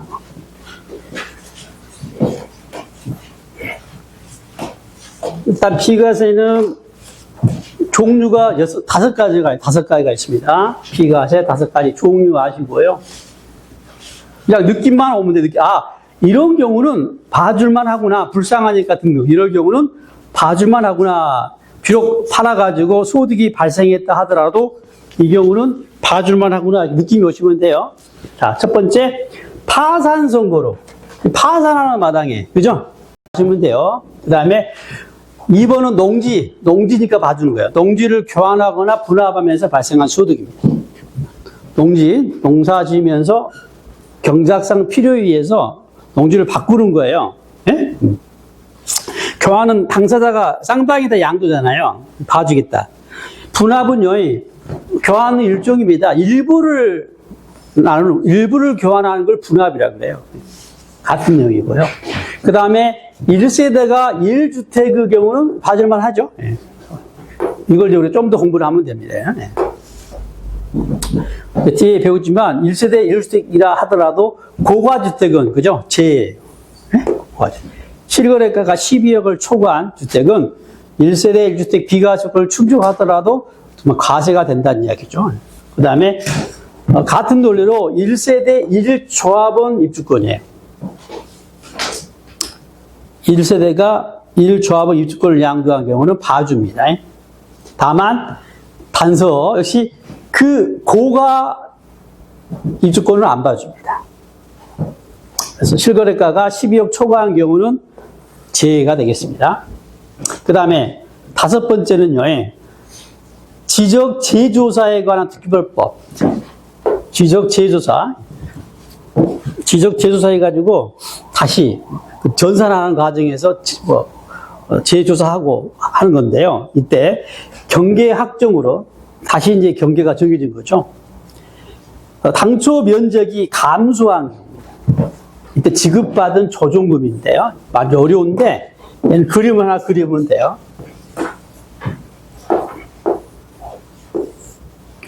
이게 많이 그리는데 갑땅이고요. 을땅이 이렇게 돼 있어요. 갑과 을땅이 이렇게 돼 있습니다. 이게 달갑지 않아. 별로 안 좋아요. 그래서 이거 지적 재조사하면서 경계를 다시 확정을 합니다. 어떻게 확정하냐면 반듯하게 이렇게 해줘요. 이렇게. 알겠죠? 그러면 이 땅 봐, 이 땅. 이 땅은 갑 입장에서는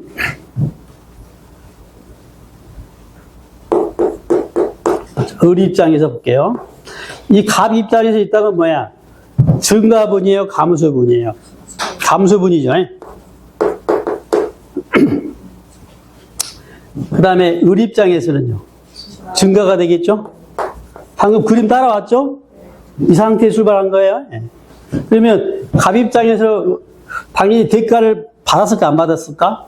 받았겠죠. 이걸 우리면 하면 지급받은 조정금이라고 그래요.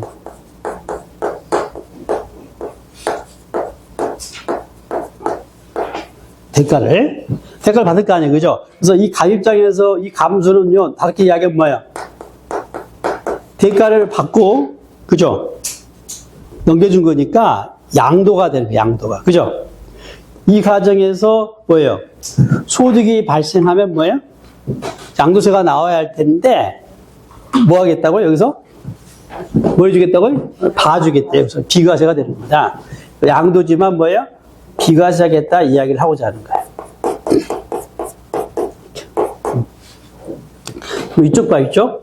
이쪽은요, 을은 증가했잖아요? 예. 그럼 당연히 어쩌겠어요? 조정금을 지급받아요? 지급해요? 지급하죠. 그죠? 지급한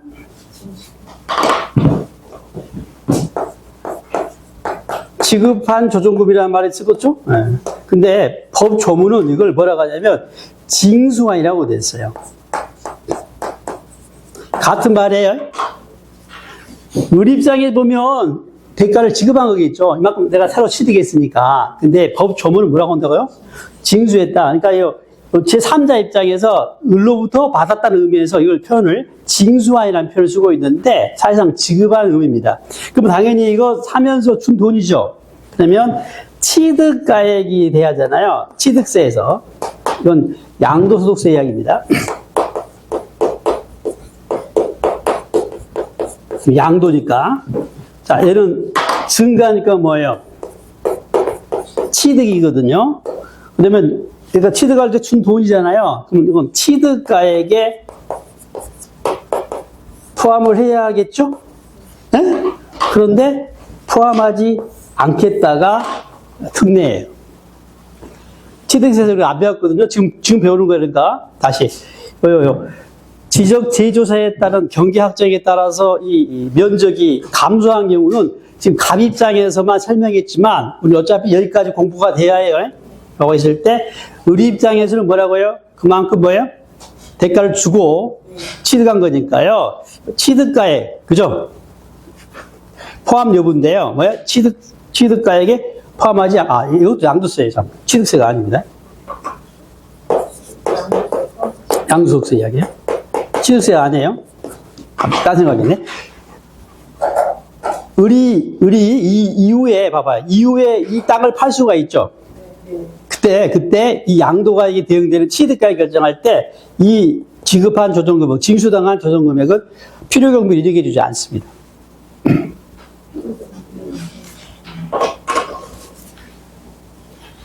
이 부분이 나중에 양도세 다음 단계 공부할 때에 나올 겁니다. 취득가액 범위에서. 자, 그럼 이 중에 다른 것들은 다른 것들은 그냥 타이틀만 아세요. 타이틀만 아시라고. 다음 중 양도소득세 비과세 해당하는 것은 해당하지 않는 것하고 하고 나올 수가 있거든요. 크게. 다음에 이 중에 1세대 1주택에 대한 내용을 좀 더 자세하게 배우겠다. 1세대 1주택 중요하니까. 그 1세대 1주택에 대한 비과세를 이제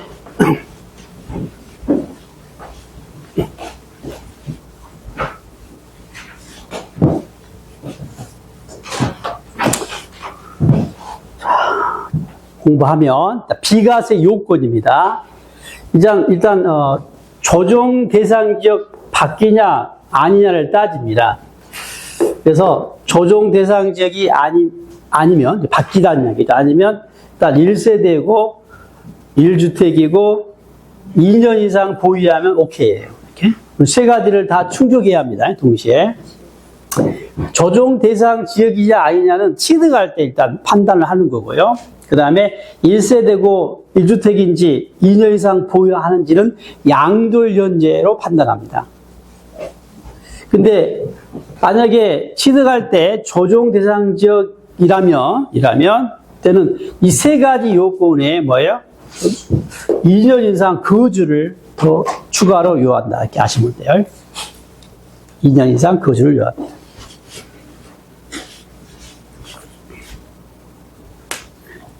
그리고 그러면 이 요건에 대한 추가 설명을 하는 거야. 비과세 규정을 공부한다. 1세대 1주택 비과세 규정을 공부한다는 이야기는요.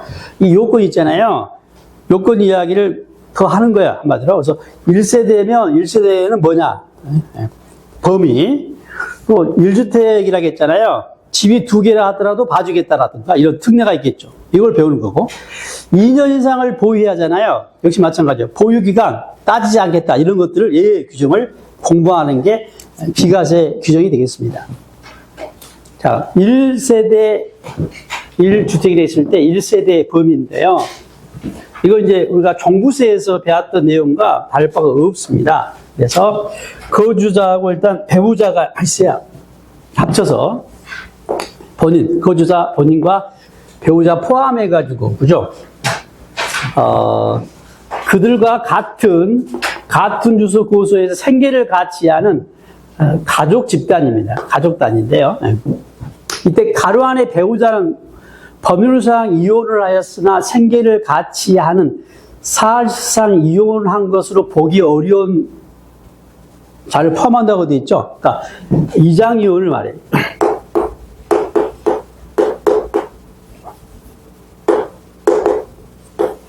이장이온도 그죠? 포함한다는 것을 이야기하고요. 그 다음에 가족 단위이기 때문에 가족 범위가 어디까지냐는데 거주자, 그 배우자 포함해서 직계 존비속, 그 배우자 포함하고요. 형제 자매까지를 포함해요.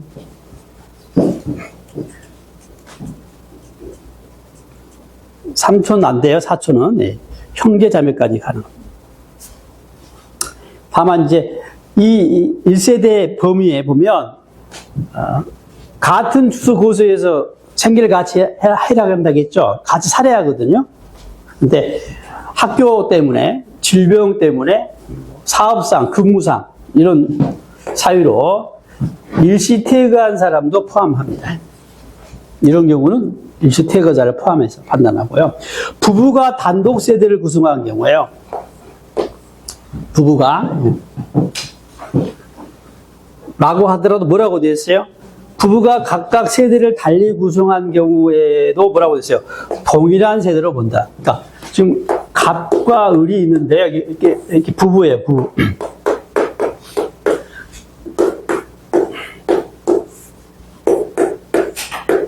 각각 이렇게 세대를 분리하고 있습니다. 라고 하더라도 뭐라는 거예요? 이건 동일한 세대로 본다는 이야기니까요. 그 1세대 2주택으로 봐서 비과세 적용받을 수 없다가 되겠습니다. 그냥 분리하지 않은 상태에 두 개 있으면 당연히 비과세가 안 되겠죠. 분리됐다고 해서 갑자기 비과세 좀 안 되겠지, 그지? 당연상이 되겠고요. 자, 이때 주택을 이제 비과세하기 때문에 주택의 또 범위에 관한 문제인데요. 자, 이 주택 비과세는 당연히 일단 뭘 포함해요? 그 딸린 토지를 포함합니다. 이 딸린 토지라는 표현은요, 부수 토지, 부속 토지의 다른 말입니다.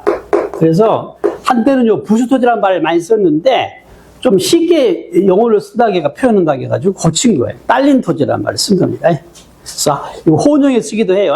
딸린 토지니 부수 토지니 이런 이야기 같은 말이 되겠고요. 일단 주택하면 뭐예요?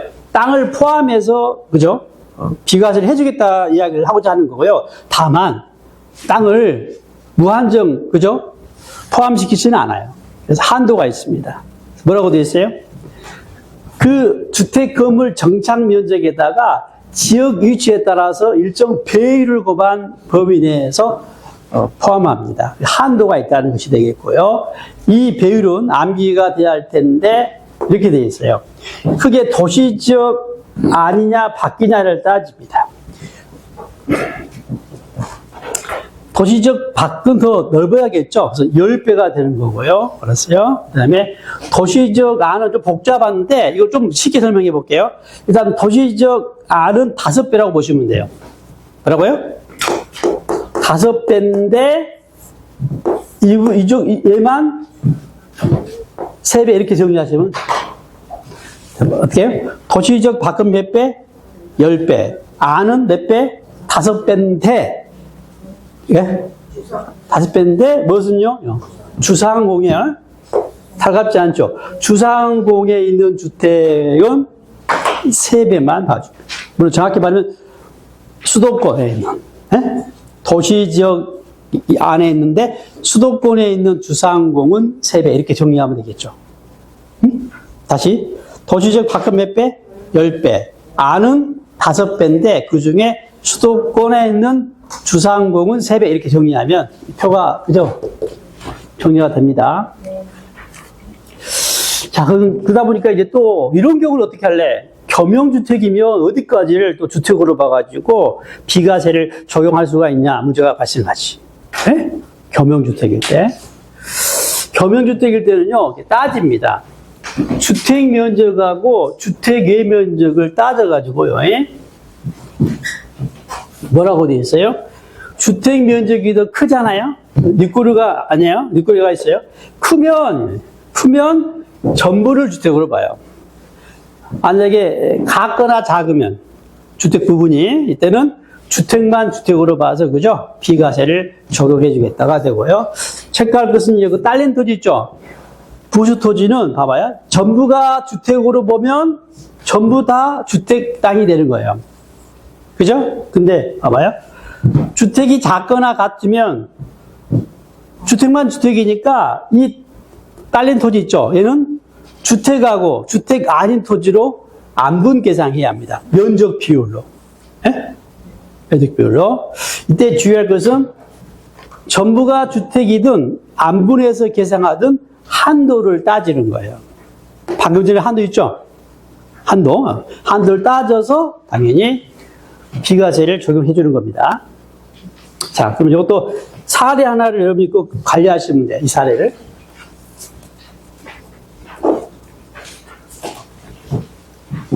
기억이 안 날라 그러네? 여기 지금 겸용주택이 있어요.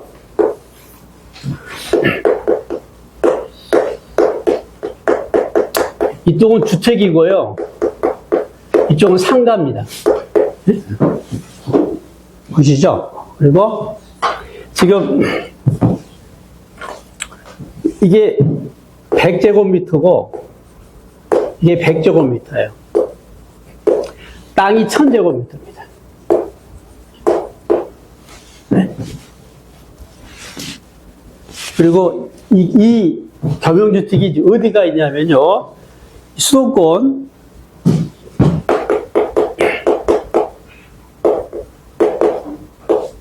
상업지역에 있어요.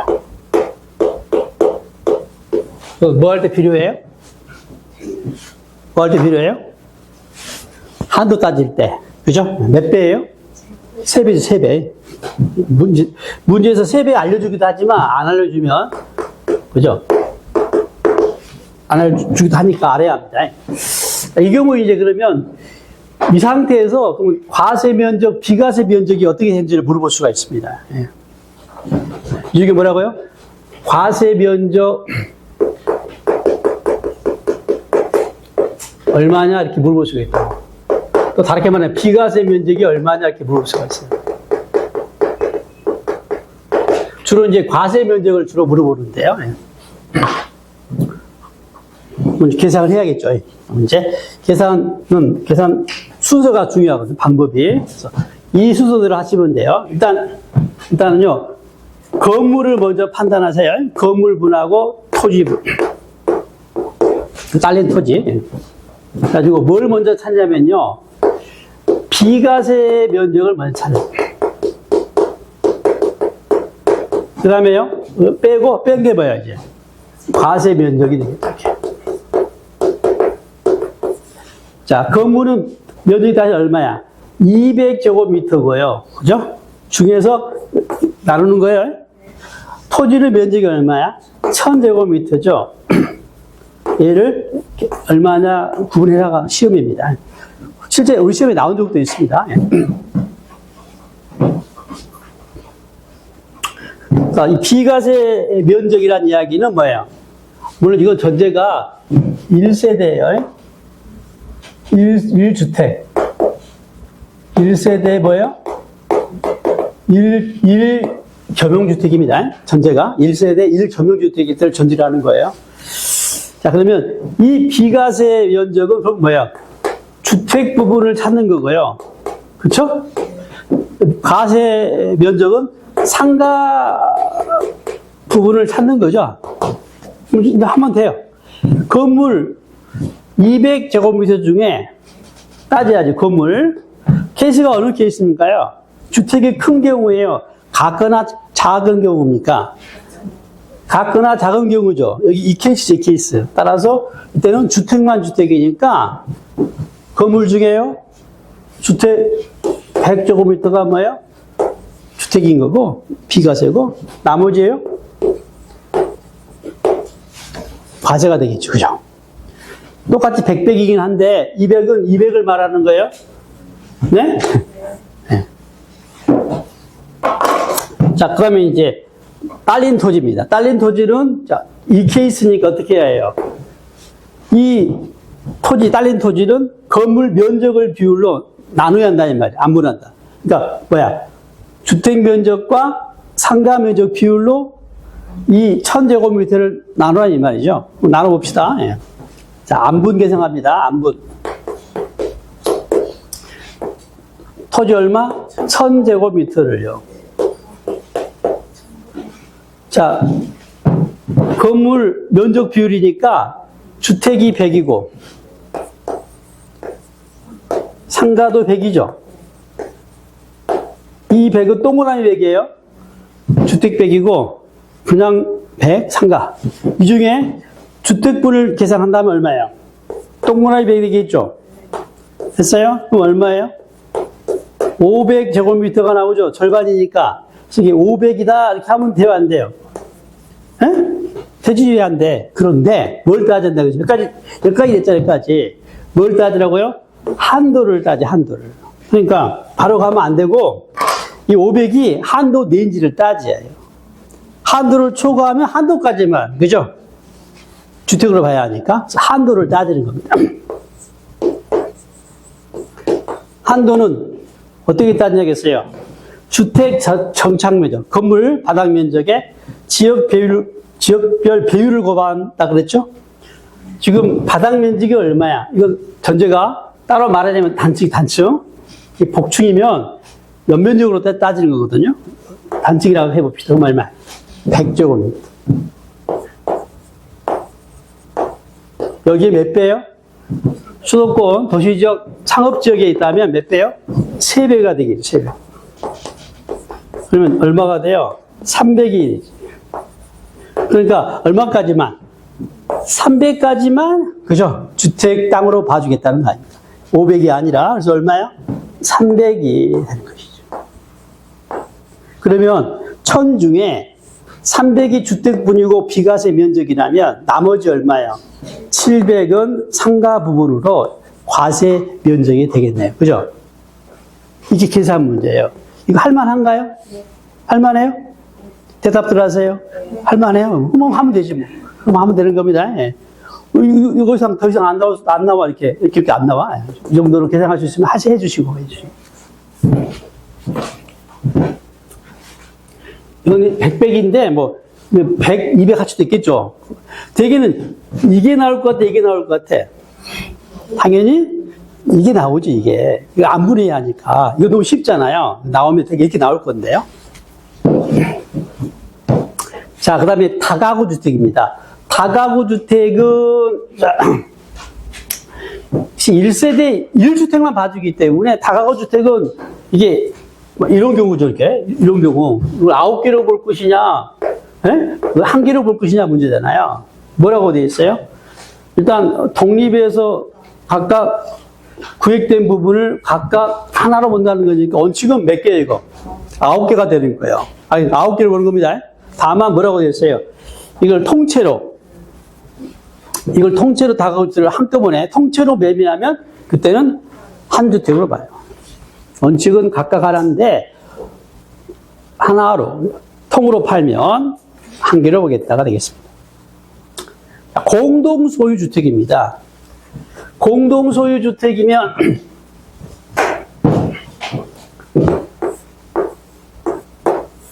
이게 이제 갑하고 을이 공유한 겁니다. 그러면 어떻게 볼 것이냐? 뭐라고 했어요? 공동소유자 각자가 1주택을 소유한 걸 봐요. 갑도 1주택, 을도 1주택, 각 따로따로. 근데 또 예의가 있죠. 이 공동소유주택이 동일 세대원인 경우입니다. 쉽게는 이제 갑과 을이 부부예요. 그러면 1세대 1주택으로 간주해줘요. 물론 동일한 세대원이니까 아버지 아들도 가능하겠죠. 그죠? 아무튼 갑과 을이 부부 등 동일 세대원이라면 이때는 또 1세대 1주택으로 취급됩니다. 자, 고가주택. 앞서 이야기했죠. 고가주택은 1세대 1주택이라 하더라도, 즉, 비과세권을 충족했다 하더라도 뭐예요? 비과세가 배제가 됩니다. 과세가 돼요. 고가주택은 뭡니까? 뭐라고 되어 있어요? 이 주택과 그 딸린 토지를 포함해가지고 양도 당시 실거래가가, 양도 가액이 되겠죠. 즉 양도가액이 12억을 초과한 주택을 고가주택이라고 하고 이 경우에 해당됩니다. 우리가 그 부동산 임대소득에서 그죠? 1주택 임대하면 비과세 했죠. 그 비과세 배제에 고가주택 제외됐죠. 그때는 기준시가가 12억 초과고요. 양도세는 실제 거래가 일어났기 때문에 실거래가로 따지는 겁니다. 자, 불이익은 이미 이야기했던 것은 뭐야?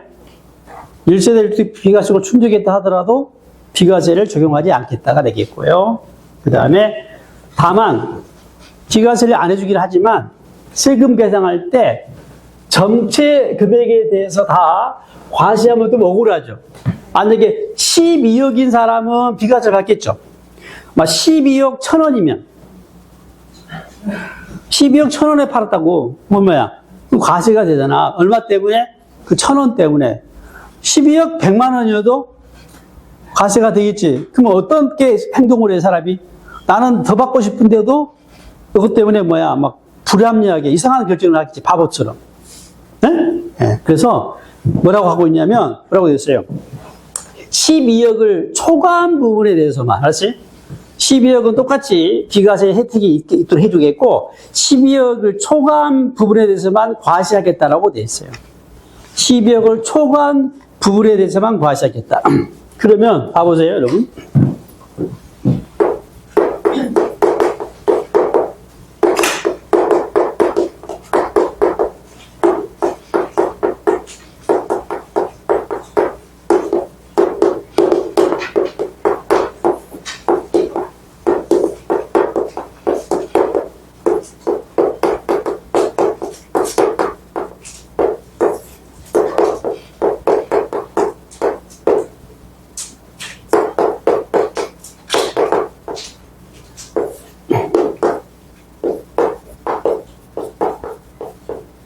자, 이제 특례를 두는데, 규정을 둘 때요, 12억을 초과한 부분만 과세하겠다는 규정을 어디서 적용할까, 이 말이에요. 어디서? 방법 문제인데요. 양도가액과 취득가액 자체 수료응비를 12억 초과 부분만 작게 해주겠다 해도 가능해요. 이 과세표들을 12억 초과 부분만 작게 가능합니다. 아예 산출세계에서 10억 초과된 부분을 산출세를 하겠다 가능할 텐데 어떻게 입법을 하냐면 이걸 이걸 여기까지는 손대지 말고 뭐예요? 어차피 이거 뺀 게 이거잖아. 이 양도 차익에 대해서 12억 초과 비율만 과세하겠다가 나와요. 그러니까 양도 차익 권리 계산된 금액이 있죠. 여기다가 이 비율을 곱하는 겁니다. 양도가액 곱하기 12억을 초과한 양도가액 비율입니다. 이렇게 본래 양도 차익에다가 뭘 곱한다고요? 양도가액분의 뭐예요? 양도가액분의 양도가액 12억을 초과한 비율잖아요. 이렇게 이 비율을 곱하면 뭐예요? 12억 초과된 비율만큼만 양도 차익이 잡히는 것이 되겠죠. 이걸 건드리지 않고 이걸 건드리지 않아요. 뭘 건드렸다고요? 양도 차익에다가 특례를 두고 있는 겁니다. 네? 차익에다가. 자, 그 다음에 봐봐요. 양도 차익에다가 특례를 적용하기 때문에 반드시 뭐가 필요해요? 양도 차익에 비례해서 특별공제를 받잖아요. 그죠? 얘도 이만큼만, 그죠? 세금을 과세하겠다고 했으니까, 작게. 특별공제도 어떻게 했어요? 이만큼만 공제를 받아야겠죠? 그래서 특별공제에도 특례가 있는 거예요. 똑같이. 있겠죠? 똑같이. 네네네. 야, 자, 이거 봐봐요. 양도 차익과 그 양도 차익에 비례해서 받는 특별공제액을 계산할 때는 어떻게 계산한다고요? 그 양도가액에서 12억을 차감한 금액이, 자, 이게 분모요, 분자예요. 양도가액에서 12억을 차감한 금액이 분모야, 분자야? 분자지. 이게 양도가액, 분모죠. 차지한 비율을 곱하여 계산한다. 이걸 식으로 표현하는 게 얘고, 알았어요? 말로 표현한 게 얘입니다. 예? 따라와요? 양도가액에서 12억을 차감한 금액이 분자, 얘가 양도가액에서, 분모에서 차지한 비율을 곱하여 계산한다. 자, 아예 금액을 한번 넣어볼게요. 본래 계산된 양도 차익은요, 만약에 10억이었어요. 10억이었어요. 양도 차익이 10억이었어요. 그리고 자, 양도가액이 고가주택이 되려면 얼마를 초과해야 해요? 12억을 초과해야죠. 양도가액이 만약에 15억이었다 해봅시다. 그럼 15억이고 15억이죠. 그러면 몇 프로에게? 몇 프로야 이거? 15분의 3이거든. 몇 프로입니까? 15분의 3이 몇 프로인지를 모르네. 몇 프로야? 20%지, 20%. 20%죠. 그렇잖아. 15분의 3이니까. 그래서 얼마라는 거야? 10억이 아니라 얼마다? 20%니까 얼마예요? 2억이죠, 2억. 10억이 아니라 얼마? 2억이다, 이 말이야. 양도 차익이 얼마라고요? 10억이 아니라 얼마? 2억으로 뭐 계산해 주겠다. 아시겠죠? 이거? 사례가 나오면 계산할 수 있어야 합니다. 사례 나오면 이것도 많이 나오는 계산 문제 중에 하나예요. 부담부증이요. 겸용주택. 또 뭐야? 또 양도 차손 공제. 얘네들이 계산 문제로 나온다고. 고가주택 계산 특례. 얘네들이. 방금 이야기를, 이 식을 다시 한번 써준 게 이거예요. 그렇잖아요? 됐어요? 전체 양도 차익에서, 전체 특별공제액에서 이 비율을 곱해라, 이 말. 아셨죠? 그래서 아예 여러분요, 하나 암기하고 계세요. 이런 계산 문제가 나오면 되게 양도가액을 많이 나오는 숫자가 15억이 많이 나와요. 딱 떨어져야 하니까. 소리 좀 나오면 안 되잖아요. 15억은 몇 프로예요? 15억 나오면 15에다가 15억 빼기 10여 개 가지고 계산하지 말고 바로 몇 프로? 20%로 암기하고 있으면 편하겠다. 그죠? 15억이면 20%라고 암기하셔요.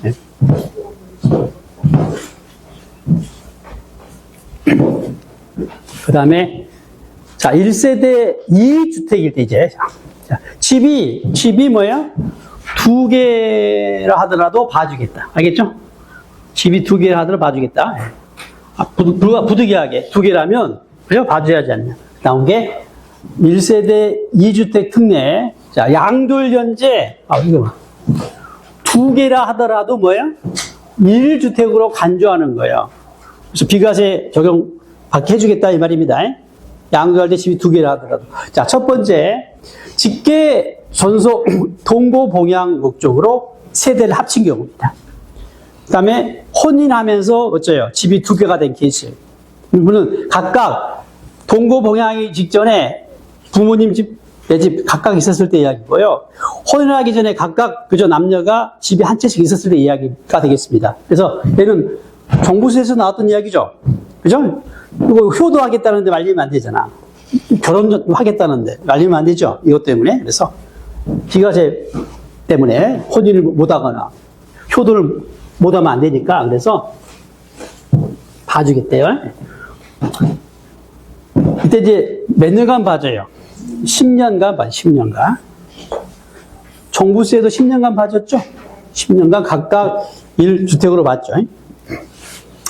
여기서 이제 먼저 법 조문은요, 먼저 양도한 주택이라고 되어 있잖아요.